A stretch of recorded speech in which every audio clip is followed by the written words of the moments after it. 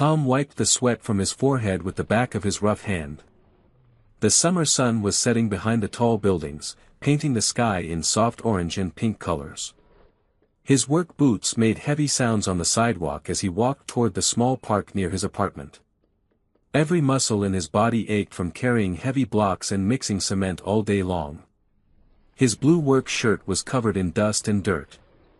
Small pieces of concrete stuck to his pants. This was how Tom looked every evening when he came to pick up his daughter Lucy from the after-school program at the community center. He wished he could wear clean clothes and smell like cologne instead of sweat and hard work. But wishes did not pay the bills or put food on the table. Tom reached into his pocket and pulled out his old phone. The screen was cracked, but it still worked. He had exactly $17 left until his next paycheck on Friday. It was only Tuesday. His stomach made a quiet growling sound, but he ignored it. Lucy would need dinner tonight, and that was more important than his own hunger. The park was not fancy or beautiful. The grass was yellow in some spots, and the paint on the playground equipment was chipped and faded. But it was free, and Lucy loved to play here after her program ended. Tom could sit on the old wooden bench and watch her swing or slide while he tried to figure out how to make their small amount of money last until Friday. As Tom walked through the park gates, he saw Lucy right away. She was on the monkey bars, her brown hair flying behind her as she moved from one bar to the next. Her school clothes were clean but old. The pink t-shirt used to belong to her cousin, and the jeans had small holes near the knees. But Lucy never complained about wearing hand-me-down clothes. She was grateful for everything she had. Tom sat down on his usual bench and closed his eyes for just a moment. He thought about Lucy's mother, Sarah, who had died 2 years ago from cancer. Sarah always knew exactly what to say when Lucy was sad or scared. She could make their tiny apartment feel warm and happy even when they had very little money. Tom tried his best to be both mother and father to Lucy, but some days he felt like he was failing at both jobs. Lucy finished playing on the monkey bars and ran over to the swing set. She pumped her legs back and forth, making herself go higher and higher. Tom watched her and smiled for the first time all day. No matter how tired or worried he felt, seeing Lucy happy made everything else seem less important. The park was getting quieter as other families went home for dinner. Tom knew he should call Lucy soon so they could walk to the grocery store. He needed to buy something cheap for dinner. Maybe pasta with butter, or rice with the leftover chicken from last night. Lucy never complained about eating the same simple meals over and over again. Tom pulled out his phone again and looked at his bank account. The numbers made his chest feel tight with worry. The rent was due next week, and Lucy needed new shoes before school started again in the fall. Her current shoes had holes in the bottom, and Tom had put pieces of cardboard inside to keep her feet dry when it rained. He thought about asking his boss for extra work this weekend, but he had already worked 6 days last week. The construction company only had so much work to give, and there were many other men who also needed the money. Tom was lucky to have a steady job at all, even if it did not pay very much. A small movement caught Tom's eye. Near the old oak tree at the edge of the playground, he saw a tiny figure sitting alone. It was a little girl, much smaller than Lucy. She looked very young, maybe 6 or 7 years old.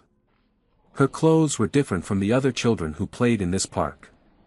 Her yellow shirt was too big for her thin body, and it had dark stains on the front.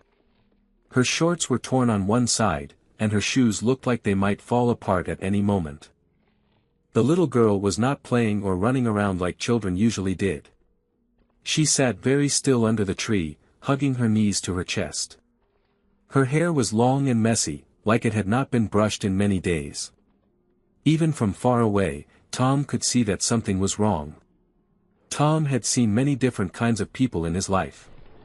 He grew up in a poor neighborhood where some families struggled just like his family did now. He knew what it looked like when a child was hungry or lonely or afraid. This little girl had all of those things written on her small face. Lucy noticed the girl too. She slowed down her swinging and looked over at the tree. Lucy had a kind heart, just like her mother did. She always wanted to help people who seemed sad or hurt.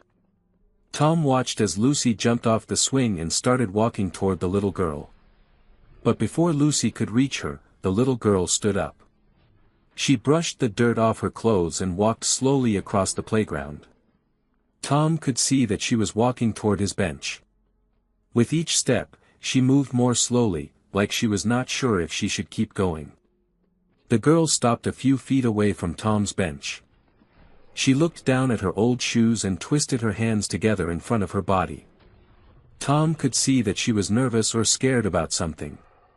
He wanted to say something kind to her, but he did not want to frighten her away. Finally, the little girl looked up at Tom. Her eyes were big and brown, and they reminded him of Lucy when she was very small. But there was something different in this girl's eyes. She looked much older than her years, like she had seen things that no child should have to see. Tom smiled gently at her. "Hello there," he said in his softest voice. "Are you okay?" The little girl did not answer right away. She looked around the park, then back at Tom. Her bottom lip started to shake a little bit, and Tom could see that she was trying very hard not to cry. "My name is Tom," he said. "What is your name?" "Rose," she whispered. Her voice was so quiet that Tom had to lean forward to hear her. "That is a very pretty name," Tom said. "Are you here with your family, Rose?" Rose shook her head. "I am alone," she said. The words came out like they hurt to say. Tom's heart started to feel heavy. No child should be alone in a park as the sun was going down. He looked around to see if there were any adults nearby who might be looking for Rose, but he did not see anyone. "Where do you live, Rose?" Tom asked carefully. He did not want to scare her, but he was worried about her safety. "With my grandma," Rose said. "But she is at work." "She is always at work." Tom understood that feeling. He knew what it was like to work so much that there was no time left for anything else. But Rose was so young to be by herself. Rose took a small step closer to Tom's bench. She was still twisting her hands together, and Tom could see that she wanted to say something else. "Can I ask you something?" Rose said, her voice still very quiet. "Of course," Tom said. "You can ask me anything." Rose looked down at her feet again. Tom could see her taking deep breaths, like she was trying to be brave. When she looked up again, there were tears starting to form in her big brown eyes. "Can you give me a hug, please?" she asked. The words came out like a whisper, but they hit Tom's heart like a thunderstorm. In all of his years as a father, through all of the hard times and struggles, he had never heard anything that sounded so sad and hopeful at the same time. Tom looked at this tiny girl standing in front of him, asking for the most basic thing that every child needed. Love. Comfort. The feeling that someone cared about them. His own eyes started to fill with tears as he realized that Rose was asking a stranger for something that should have been given to her freely every single day of her life. Lucy heard Rose's question from across the playground. She stopped playing and started walking toward them, her own heart recognizing that something very important was happening. Tom felt his chest tighten, not with worry this time, but with a feeling he had not experienced in a long time. It was the feeling of knowing exactly what needed to be done, without any doubt or hesitation. Tom felt his breath catch in his throat as he looked at Rose standing before him. Her small request echoed in his mind like a bell that would not stop ringing. The simple words, "Can you give me a hug, please?" seemed to carry the weight of all the loneliness in the world. Without thinking about anything else, Tom opened his arms wide. "Of course I can," he said softly. "Come here, sweetheart." Rose moved forward slowly, like she could not quite believe that someone had said yes to her request. When she reached Tom's bench, she carefully climbed up and fell into his strong arms. The moment Tom wrapped his arms around her tiny body, Rose began to shake. All the tears she had been holding inside came rushing out at once. Tom held her gently but firmly, the way he held Lucy when she had nightmares about her mother. He could feel how thin Rose was underneath her oversized clothes. Her small body felt fragile, like a bird that had been flying for too long without a place to rest. "It is okay," Tom whispered into Rose's messy hair. "You are safe now. Everything is going to be okay." Rose cried harder, but these were not tears of sadness anymore. They were tears of relief. For the first time in many months, someone was holding her and telling her that she mattered. Someone cared enough to wrap their arms around her and let her feel what it was like to be protected. Lucy reached them and stood quietly beside the bench. She had tears in her own eyes as she watched this stranger crying in her father's arms.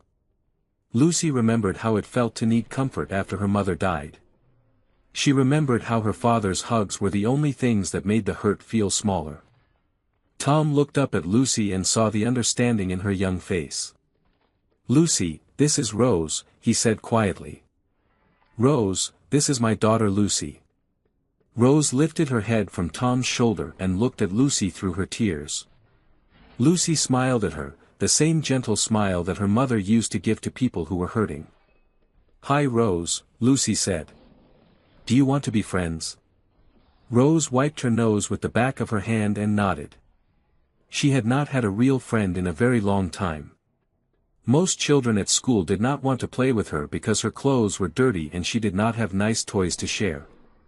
Tom continued to hold Rose as she slowly stopped crying. He could feel her breathing becoming more normal, and her body stopped shaking. But she did not try to pull away from his arms. It was like she wanted to stay in this safe place for as long as possible. "Rose," Tom said gently, "can you tell me about your grandmother? Where does she work?" Rose sniffled and looked up at Tom. "She cleans offices at night," Rose said. "She leaves when I go to bed and comes home when I wake up. Sometimes she has to work in the morning too, cleaning houses for rich people." Tom's heart ached as he listened to Rose's story. He knew how hard it was to work multiple jobs just to survive. But he could not imagine leaving Lucy alone all night, even though he knew Rose's grandmother probably had no choice. "What do you do when your grandmother is at work?" Lucy asked. She had climbed onto the bench next to Tom and Rose, creating a small circle of 3 people who were learning to care about each other. "I watch television until it goes to static," Rose said. "Then I look out the window. Sometimes I pretend that the people walking by are coming to visit me. I make up stories about where they are going and what they will have for dinner." Tom closed his eyes for a moment. The picture that Rose painted with her words was almost too sad to bear. A little girl, sitting alone in an empty apartment, making up stories to keep herself company. "Do you have enough to eat?" Tom asked carefully. Rose nodded, but Tom could tell she was not being completely honest. "Grandma leaves me a sandwich and some crackers," she said. "Sometimes there are cookies too, if she gets paid extra." Tom understood what Rose was not saying. One sandwich and some crackers was not enough food for a growing child, especially if that was all she had for many hours while her grandmother worked. "Rose," Lucy said suddenly, "do you like swings?" Rose's eyes lit up a little. "I have never been on a swing," she admitted. Lucy gasped. "Never? Not even once?" Rose shook her head. "Grandma says playgrounds are not safe when you are alone. She says I should stay inside where nobody can hurt me." Tom felt anger rising in his chest, but not at Rose's grandmother.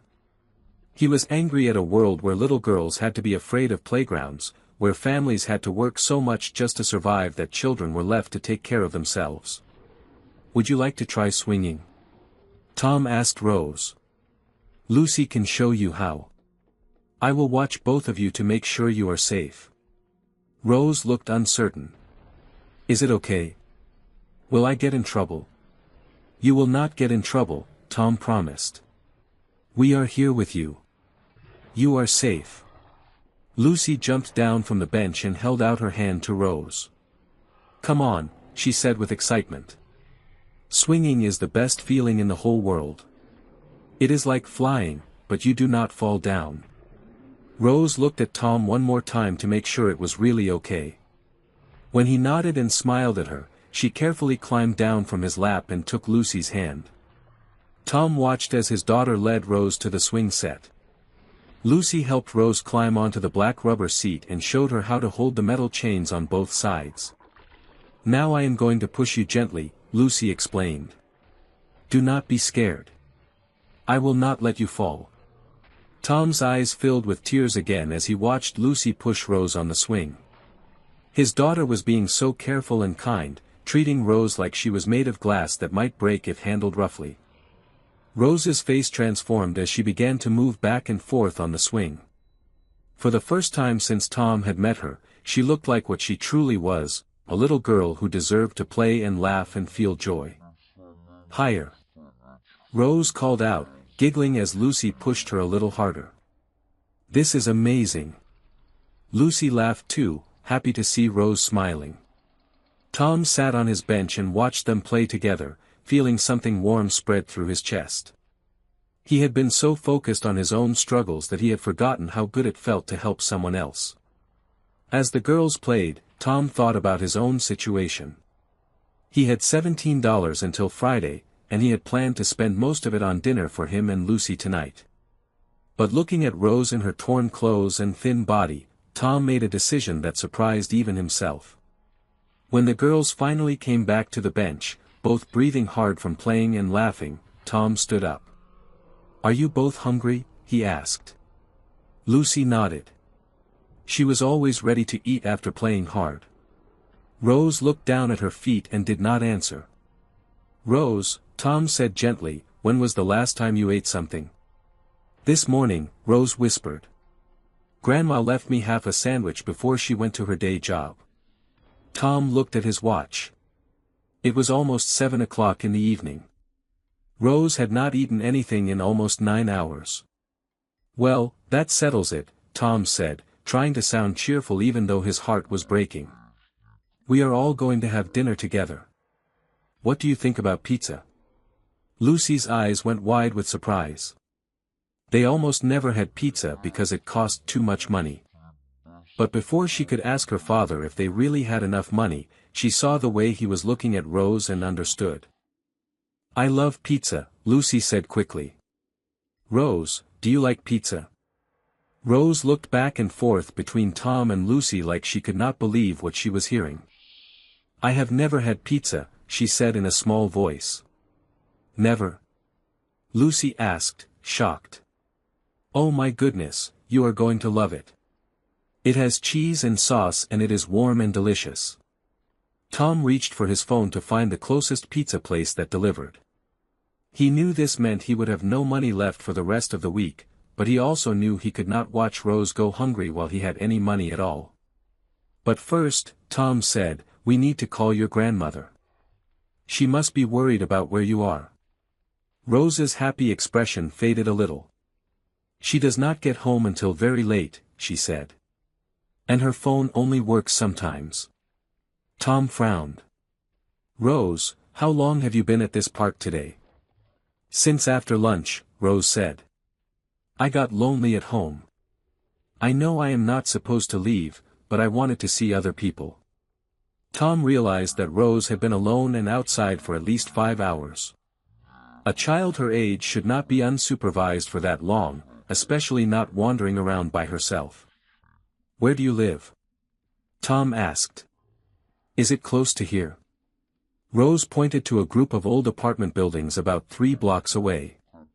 Tom knew those buildings. They were not in a good neighborhood, and they were not safe places for children to be alone. Tom made another decision, this one even bigger than buying pizza. He could not send Rose back to an empty apartment to wait alone for her grandmother to come home from work. "Rose," Tom said carefully, "would you like to come to our apartment for dinner? We can try to call your grandmother and let her know where you are. When she gets home from work, we can walk you back home safely." Rose looked at Tom with an expression of pure wonder, like he had just offered her the most precious gift in the world. Which, Tom realized, was exactly what he had done. Rose stared at Tom with eyes so wide they seemed to take up half of her small face. Her mouth opened slightly, but no words came out. She looked like someone who had just been told they had won $1 million, but could not quite believe it was real. "You want me to come to your house?" Rose finally whispered. "For dinner. With you and Lucy?" "Of course we do," Lucy said, jumping up and down with excitement. "We can show you our apartment, and you can meet my stuffed animals, and we can eat pizza together like a real family." The word family made Rose's eyes fill with tears again. But these tears were different from the ones she had cried earlier. These tears sparkled with something Rose had almost forgotten existed: hope. Tom knelt down so he could look directly into Rose's eyes. "Rose, I want you to know that you are welcome in our home. You do not have to be alone anymore today. We are going to take care of you until your grandmother comes home." Rose threw her thin arms around Tom's neck so quickly that it surprised him. She hugged him tighter than Lucy had ever hugged him, even after her worst nightmares. Rose clung to him like he was the only solid thing in a world that had been shaking beneath her feet for far too long. "Thank you," Rose sobbed into Tom's shoulder. "Thank you so much. I was so scared and so lonely, and I did not know what to do." Tom held Rose close and felt his own tears starting again. "You do not have to be scared anymore," he said firmly. "Not while we are here. We are going to take good care of you." Lucy reached over and gently patted Rose's back. "Everything is going to be okay now," she said in the same voice her mother used to use when Lucy was upset. "We are going to be the best friends forever and ever." Tom stood up, still holding Rose in his arms. She was so light that carrying her felt easy, even after his long day of hard work. Lucy grabbed Tom's free hand, and the three of them walked together toward the park exit. As they walked, Tom pointed out different things in the neighborhood to Rose.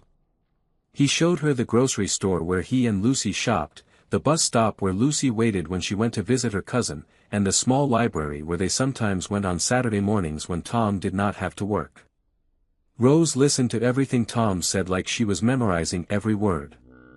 She had lived only 3 blocks away from this park her whole life, but she had never had anyone show her around the neighborhood or explain what all the different buildings were for.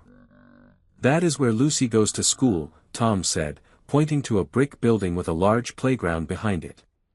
"When school starts again in a few weeks, maybe you will go there too." Rose looked at the school with interest. "I go to school too," she said. "But it is far away. Grandma has to take 2 buses to get me there because it is the only school that will let me go for free lunch." Tom made a mental note to ask Rose's grandmother about this later. There should be a school much closer to where Rose lived, and she should not have to travel so far every day just to get an education and one proper meal. They reached Tom and Lucy's apartment building, which was old but well maintained. Tom had to shift Rose to one arm so he could dig his keys out of his pocket. The building was not fancy, but it was clean and safe, and Tom was proud to call it home. "We live on the 2nd floor," Lucy explained to Rose as they climbed the stairs. "Our apartment is small, but it is cozy. Daddy says good things come in small packages." Tom unlocked their front door and stepped aside to let Lucy go in first. Then he carried Rose inside and set her down gently on the small carpet near the door. Rose looked around the apartment with amazement. It was not large or expensive, but it was clearly filled with love. There were pictures of Lucy and her mother on every surface. The furniture was old but comfortable. Everything was clean and organized, and it smelled like the vanilla candles that Tom sometimes bought when he had a little extra money. "Welcome to our home," Tom said, watching Rose's face as she took everything in. "It is beautiful," Rose said in a voice full of wonder. "It looks like the houses on television shows." Lucy giggled. "It is just a regular apartment. But Daddy makes it feel special. Come on, let me show you my room." Lucy took Rose's hand and led her down the short hallway to her bedroom. Tom followed behind them, smiling as he watched Lucy excitedly show Rose her toys, books, and the special quilt that her mother had made before she died. "This is Mr. Bear," Lucy said, holding up a worn brown teddy bear. "He helps me not feel scared when I have bad dreams." Do you have any stuffed animals? Rose shook her head. I used to have a doll that Grandma found at the thrift store, but one of her arms came off and we could not fix it. Lucy immediately handed Mr. Bear to Rose. Here, you can hold him while we eat dinner. He likes new people, and I think he wants to be your friend. Rose accepted the teddy bear like it was made of pure gold. She hugged it against her chest and closed her eyes for a moment, enjoying the soft feeling of something cuddly and safe. Tom went to the kitchen to order pizza and try to figure out how to reach Rose's grandmother. He found an old phone book and looked up the cleaning companies in the area, hoping to find the one where Rose's grandmother worked. While Tom made phone calls, Lucy showed Rose the rest of their small apartment. She explained how they had turned the living room into a playspace in the evenings, and how her father read her stories every night before bed, and how they had pancakes every Saturday morning when Tom did not have to work early. Rose listened to everything with complete attention. She had never heard someone talk about their family life with such happiness and contentment. Even though Tom and Lucy did not have much money, they clearly loved each other very much and had built a warm, secure life together. Tom finally reached the cleaning company where Rose's grandmother worked. After explaining the situation to several different people, he was able to leave a message that Rose was safe and having dinner with a family in the park. He included his phone number and asked Rose's grandmother to call him when she received the message. "Okay girls," Tom called from the kitchen. "The pizza will be here in 30 minutes. Rose, are you excited to try your first slice?" Rose nodded so hard that her tangled hair bounced around her shoulders. "I am so excited I feel like my stomach is doing backflips," she said. Tom laughed. "That is exactly how people should feel about pizza. Lucy, can you help me set the table?" Lucy jumped up immediately. "Rose, do you want to help too? We can teach you how to fold napkins the special way Mommy showed us." The three of them worked together to prepare for dinner. Tom found an extra plate and cup for Rose, and Lucy showed her how to fold the napkins into neat triangles. Rose concentrated very hard on getting her napkin folded perfectly, like this was the most important job she had ever been given. When the pizza arrived, Tom used almost all of his remaining money to pay for it. But seeing Rose's face when she smelled the hot cheese and saw the large round pizza made every dollar worth it. "It smells like heaven," Rose said, her eyes getting wide again. Tom cut small pieces for both girls and watched as Rose took her first bite. Her face lit up with pure joy, and she made a little humming sound of happiness. "This is the most delicious thing I have ever tasted," Rose said with her mouth still full of pizza. "The cheese is so warm and gooey, and the bread is soft and chewy. How do they make it taste so good?" Lucy giggled at Rose's enthusiasm. "Wait until you try ice cream," she said. "That is even more amazing than pizza." As they ate, Rose began to relax in a way that Tom had not seen before. Her shoulders, which had been hunched up near her ears all evening, slowly dropped down to their normal position. She started talking more, telling Tom and Lucy about her grandmother and the apartment where they lived and the stray cat that sometimes came to their window looking for food. Tom learned that Rose's grandmother was 68 years old and worked 4 different jobs to pay their rent and buy food. She cleaned offices at night, houses during the day, and sometimes worked at a laundromat or helped elderly people with their grocery shopping when she could find extra work. "Grandma is always tired," Rose said. "But she never complains. She says we are lucky to have each other, even when things are hard." Tom felt deep respect for this woman he had never met. She was clearly doing everything possible to take care of Rose under very difficult circumstances. Tom's phone rang just as they were finishing their pizza. It was Rose's grandmother, and her voice was filled with worry and relief at the same time. "Is my Rose really okay?" the elderly woman asked. "I was so scared when I got your message. She is not supposed to leave our apartment when I am at work." "She is perfectly safe," Tom assured her. "She is right here with me and my daughter, and we have been taking good care of her. She was just lonely and wanted some company." Tom explained how he had met Rose in the park and what had happened throughout the evening. He was careful to speak with respect about Rose's grandmother and to make it clear that he understood how hard her situation must be. "I get off work at 11 tonight," Rose's grandmother said. "Can she stay with you until then?" "I know it is a lot to ask, but I do not have anyone else to call." "Of course she can stay," Tom said immediately. "We would be happy to keep her with us. Take your time finishing work. We will make sure she gets home safely." When Tom hung up the phone, he saw that Rose had been listening to every word. Tears were streaming down her cheeks again, but she was also smiling. "You are really going to let me stay until Grandma comes home?" she asked. "We told you that we were going to take care of you," Lucy said. "And we always keep our promises." Rose stood up from her chair and walked around the table to where Tom was sitting.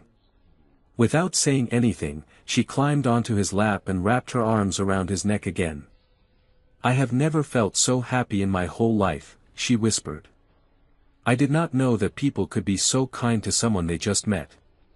I thought maybe I was not worth caring about because Grandma has to work so much and we do not have nice things like other families."